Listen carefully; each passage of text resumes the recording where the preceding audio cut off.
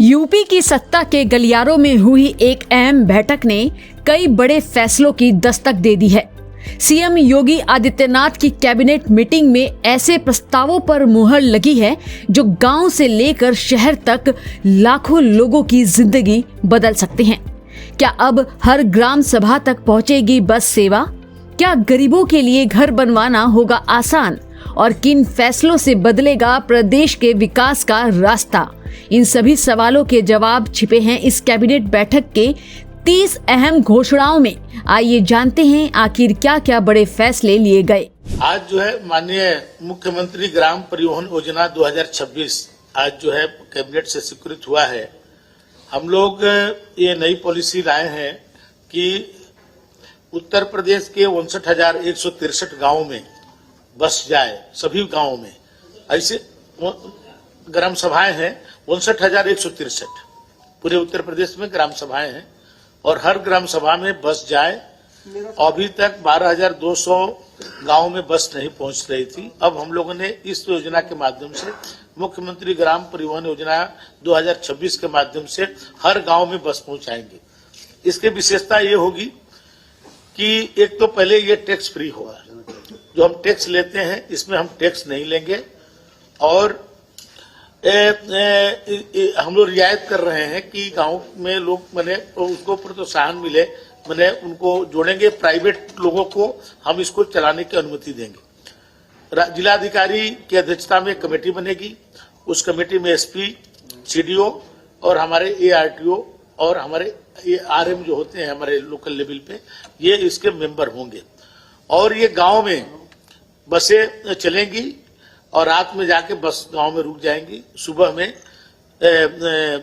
Maximum मैंने वो 10 बजे तक जिला मुख्यालय पर ब्लॉक तहसील होते हुए तो जिला मुख्यालय पर 10 बजे तक वो पहुंचेगी।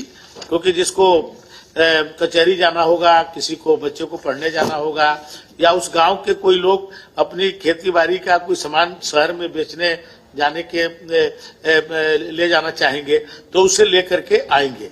और ये छोटी बसें होंगी, ये 7 मीटर की बसें होंगी और मैक्सिमम 28 सीटर बसें होंगी। क्यों कहीं मैंने उसका हम उसको टर्न कर सके, क्योंकि अभी भी गांव में बहुत सारी ऐसी सड़कें हैं जहां पर बड़ी बसें टर्न होने में दिक्कत आती है। और दिन भर वो बसें जो है 10 बजे के बाद से लेकर 4 बजे तक कहीं उसको हम डाइवर्ट करेंगे और 4 बजे के बाद फिर से वो सभी बसें गांव की दूरी के हिसाब से 4 बजे, 5 बजे, 6 बजे, 7 बजे, मैक्सिमम 8 बजे तक वो बस फिर उसी गांव में चली जाएगी। और इसमें ज्यादातर कोशिश होगी कि जो लोग होंगे उनको ड्राइवर, कंडक्टर और ये क्लीनर उसी गांव के आसपास के लोग होंगे, तो रात में उनको रुकने में दिक्कत नहीं होगी और सुबह में उनको आने में कोई दिक्कत नहीं होगी। तो इससे हर गांव को हम बस की सुविधा प्रदान कर देंगे और सस्ते में लोगों को। और इस पर हमारा जो है सरकार का संरक्षण रहेगा। जिलाधिकारी की अध्यक्षता में बीच बीच में उस पर जो भी चीजों में अमेंडमेंट करना होगा उसको हम लोग करते रहेंगे और हर लोगों को सुविधा मिलेगी। क्योंकि अभी बहुत सारे होता है कि बच्चों को समय पर जिला मुख्यालय जाना है, तहसील पर जाना है तो उस समय बस अवेलेबल नहीं रहती है। या जो जिसको मैं तो इसे उसको नहीं कहता हूँ डगा मार, क्योंकि अब जो इस तरह से क्योंकि डगा मार की जो परिभाषा बदल गई है, क्योंकि अब हर आदमी हर गाड़ी इंश्योर्ड होती है, रजिस्ट्रेशन कराता है, टैक्स जमा करता है, केवल हमारे नियमों का उल्लंघन करता है। तो इसलिए अब वो समय नहीं है कि अब कोई बिना टैक्स के, बिना फिटनेस के, बिना रजिस्ट्रेशन की गाड़ी चलाएगा, क्योंकि इसको अनुबंधित करेंगे प्राइवेट होंगे।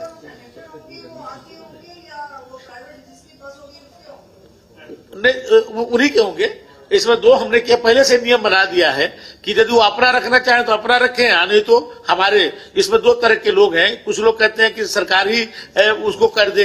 जो हमारे प्राइवेट अभी 3,000 लोग हैं हमारे पास, अभी हमारे पास 3,000 बस है। इस तरह के ही हमने अनुबंध किया है वो बड़े जो लंबी दूरी वाले में। लेकिन अब हम जो कर रहे हैं केवल मैंने ग्रामीण क्षेत्रों के लिए कर रहे हैं कि हर गांव को मुख्यमंत्री योजना से इसको हम जोड़ दें और छोटी बसें होंगी। देखिए, इस बसों की जो औसत आयु जो है 15 साल रहेगी, लेकिन पहले हम केवल 10 साल के लिए उनको देंगे, 10 साल। किराया हमारा जो सरकार का निर्धारण होगा या जो जिलाधिकारी के जो कमेटी है वहां के हिसाब से जो तय करेगी, क्योंकि परमिट की इनको जरूरत नहीं पड़ेगी। हम ये पहली बार हो रहा उत्तर प्रदेश में कि बिना परमिट के, क्योंकि वहां पर हमारी बसें अभी बहुत सारी चलती ही नहीं है, तो हम वो उसको परमिट से भी उनको मुक्त रखेंगे और उनको टैक्स से भी मुक्त रखेंगे। उनका टैक्स भी नहीं लेंगे तो उनको सस्ते में उनको चलाने को उनको थोड़ा लाभ ज्यादा होगा, क्योंकि हमारा काम लाभ कमाना नहीं है। मेरा काम तो है कि लोगों को मैंने बेहतर जो है उनको सुविधा मिले, इसके लिए हम कर रहे हैं। अब सभी गांव कवर हो जाएंगे, क्योंकि छोटी बसें चलाने जा रहे हैं ना। बड़ी अभी क्या होता है ना, अभी भी 12,200 गांव में से 5,000 गांव ऐसे हैं जहां पर बस टर्निंग नहीं कर सकते। हमने इसलिए जो छोटी बसों को 7 मीटर 9 मीटर माने 28 सीटर से ज्यादा की नहीं, जहां जरूरत 2 बार मिनिमम उस गांव में उसका चक्र लगना चाहिए, 2 बार, और यदि और भी बढ़ जाए माने, लेकिन 2 बसें अभी पहले उसमें उस रूट पर 2 बसें चलाएंगे, लेकिन यदि इसकी जिस तरह से वहां पर लोड फैक्टर आएगा उसको हम बढ़ाते जाएंगे।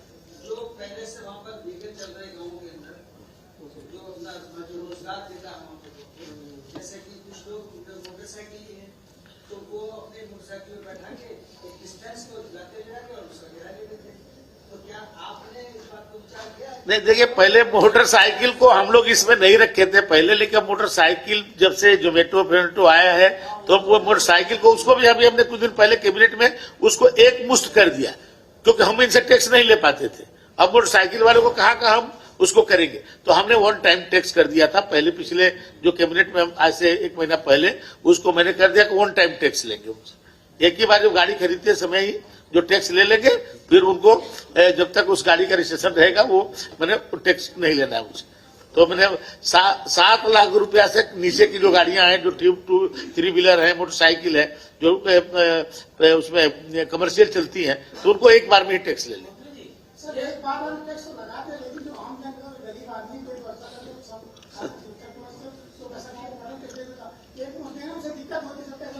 नहीं, उनका हम ये भी किया है कि जो जैसे बार बार देने में उनको ज्यादा टैक्स लगता था, उसको कम कर दिए है कि आप एक ही बार दीजिए, कम दीजिए।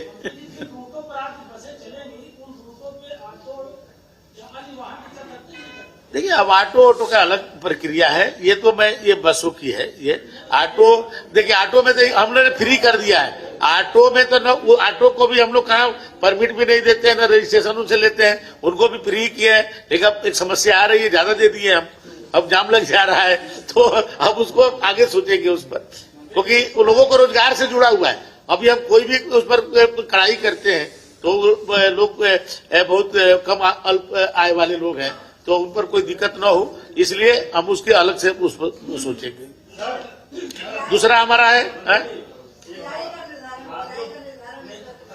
किराया के निर्धारण, जिलाधिकारी के उसमें अध्यक्षता में एक कमेटी रहेगी, तो वहाँ के परिस्थितियों को देखते हुए वो जो कमेटी है वो निर्णय कर ले।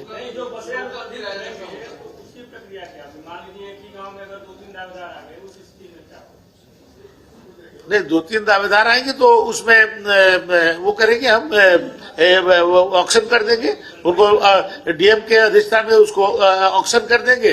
उस ऑक्शन में जो बेहतर वो लोग अपना चयन करेंगे। कमेटी बनी हुई है, डीएम के ही अध्यक्षता में डीएम रहेंगे, एसपी रहेंगे और हमारे आरटीओ रहेंगे, और उसमें क्या नाम है, हमारे आरएम रहेंगे। 4-5 लोगों की कमेटी बनी हुई है।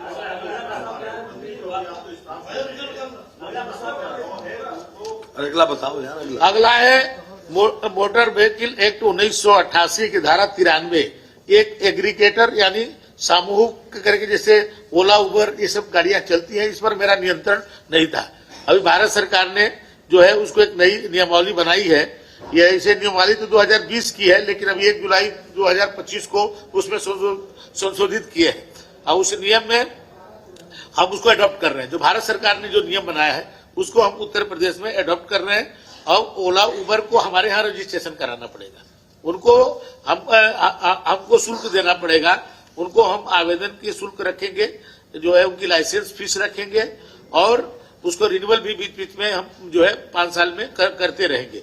और इसके लिए उनको मेडिकल फिटनेस और उनकी जो टेस्ट या पुलिस वेरिफिकेशन ये सब हम कराएंगे। नहीं तो अभी तक क्या है कि हम जानते नहीं कौन गाड़ी चला रहा है, क्या हो रहा है, कोई दुर्घटना हो रही तो मेरे से कोई जानकारी नहीं। तो भारत सरकार ने उसमें एक्ट में संशोधन किया था, तो हम इसको अपने उत्तर प्रदेश में उसको अडॉप्ट कर लिए। अब हम बिना रजिस्ट्रेशन के, बिना शुल्क दिए, बिना फिटनेस के, बिना मेडिकल टेस्ट के, बिना पुलिस वेरिफिकेशन के ये गाड़ी नहीं चलेगी। अब आज से ये हो गया, अब उसके बाद ये इसका अधिसूचना जारी हो जाएगी, तब से अधिसूचना जारी होता है तभी से लागू होगा। इसमें कितना आवेदन शुल्क वगैरह क्या रखा है? इसमें हमने आवेदन की जो फीस रखी है वो 25,000 रुपया रखी है। और जो है ये जो एग्रीगेटर मैंने एक गाड़ी का नहीं, जैसे मान लो 50 गाड़ी चला रहा है, 100 गाड़ी चला रहा है, तो उनकी जो कंपनी होगी उसकी लाइसेंसिंग फीस 5 लाख रुपया रहेगी।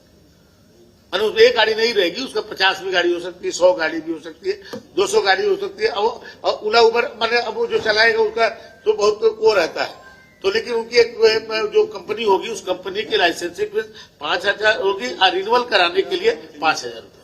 मैंने एक बार 5 लाख लेंगे, बीच बीच में जो रिन्यूअल उनको कराना पड़ेगा उसका केवल 5,000 रुपये।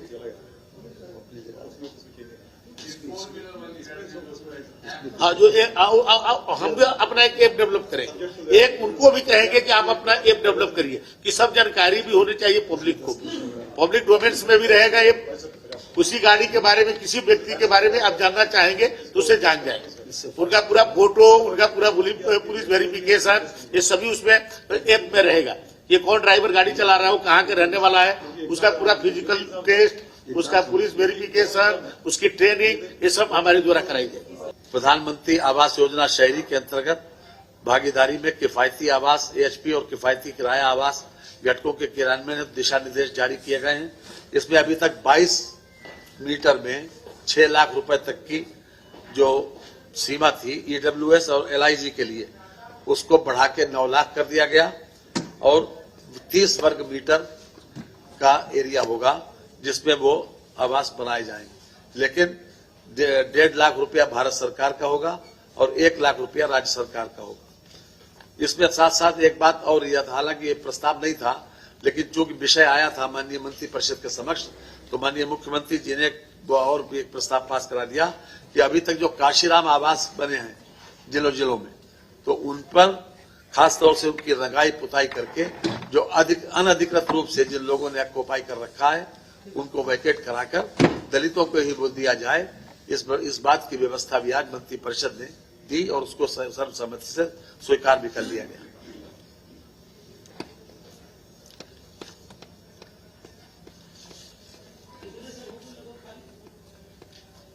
जी, ये हमें वो चूंकि विषय पहले से आया नहीं था, जब चूंकि एक आवास का एक विषय आया, इसलिए एक विषय ये अतिरिक्त रूप से उन्होंने निर्देशित किया है कि बहुत जिलों में जो काशीराम आवास बने हैं और अनधिकृत रूप से जो ऑक्युपाइड हैं, उनकी बाकायदा रंगाई पुताई करा के जो दलित वर्ग को ही उसको आवंटित किया जाए। ये अभी कोई इसका हमारे पास इस बार डाटा नहीं है, क्योंकि पहले से मंत्री परिषद में आया नहीं था। ये विषय एक उठा, इसलिए वो उसके ऊपर जानकारी दे दी। तो नेक्स्ट सेवा का हो गया। उत्तर प्रदेश सरकारी कर्मचारियों की आचरण नियमावली 1956 के नियम 21 एवं नियम 24 में संशोधन किया गया है। इसमें खास तौर से अभी तक नियम 21 में एक कैलेंडर वर्ष में 6 माह के मूल वेतन से अधिक की धनराशि स्टॉक, शेयर अथवा अन्य निवेश में निवेशित किए जाने की सूचना समुचित प्राधिकारी को दिए जाने की व्यवस्था लाई जा रही है। आज कई समाचार पत्रों में इस बात को भी छपा भी है कि ये नियमावली में ये संशोधन किया गया है कि 6 महीने का जो मूल वेतन है, अगर उससे अधिक की धनराशि किसी स्टॉक में, किसी शेयर मार्केट में कहीं निवेश किया गया है तो उसको सूचित करना पड़ेगा। दूसरा संशोधन है नियम 24 में 1 माह के मूल वेतन के स्थान पर 2 माह से अधिक मूल वेतन मूल्य की किसी भी चल संपत्ति के क्रय की सूचना समुचित प्राधिकारी को दिए जाने के अलावा प्रत्येक 5 वर्ष व्यतीत होने पर अचल संपत्ति की घोषणा करने के स्थान पर प्रत्येक 1 वर्ष की अवधि व्यतीत होने पर अचल संपत्ति की घोषणा करनी होगी। ये अभी तक जो 5 वर्ष था कि 5 वर्ष में अचल संपत्ति की आप घोषणा करें, उसको घटाकर 1 वर्ष कर दिया। हर साल आप लोग करवाते तो थे, उसको क्या जियो से गवर्न कर रहे थे हर साल? जे आज संशोधन किया गया नियमावली, हमने आपको जो नियमावली थी वो बता दिया और नियम भी बता दिया। 21 और 24 नियम में संशोधित किया गया।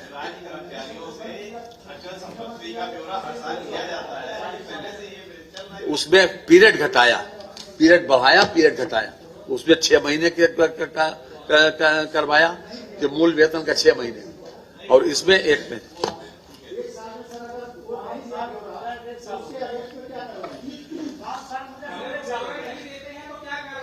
जी, अभी आपको मालूम है शासनादेश एक जारी हुआ कि उनकी प्रोन्नति रोकी जाएगी, उनको डेपुटेशन पे जाने से नहीं दिया जाएगा वो ये, और उनके वेतन तो रोक ही दिया गया, तो आपको मालूम है। ऐसा है, बहुत से सवाल पैदा होते हैं, बहुत से सवाल जो मंत्री परिषद ने जिस पर सहमति दी उस तक अपने आप को सीमित रखेंगे। प्लीज।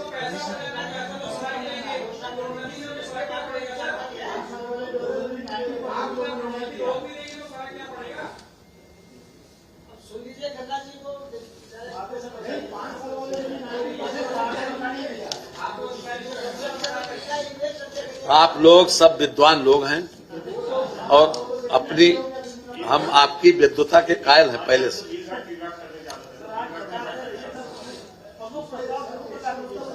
जी,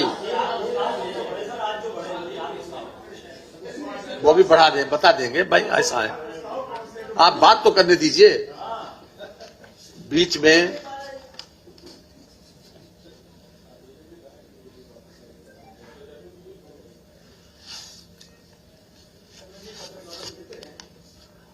ये जनपद अयोध्या में मुख्यमंत्री वैश्विक नगरोदय योजना के अंतर्गत स्पोर्ट्स कॉम्प्लेक्स के निर्माण हेतु नजूल भूमि डाटा संख्या 1026, 1027, 1029, 1030, 1031, 1033 एवं 1035 कुल 7 किता क्षेत्रफल 2500 वर्ग मीटर स्थित चक नंबर 4 मोहल्ला वशिष्ठ कुंड परगना हवेली अवध तहसील सदर जनपद अयोध्या को नगर निगम अयोध्या के पक्ष में हस्तांतरण के संबंध में आज मंत्री परिषद ने सहमति दे दी है। अब ये निःशुल्क नगर निगम को ये जो हमने आपके गाटा संख्या पड़े 2500 वर्ग मीटर की जमीन, इसको ट्रांसफर करने की मंत्री परिषद ने सहमति दे दी। अगला स्टेशन आपकी मनचाही मंजिल खुशहाली है।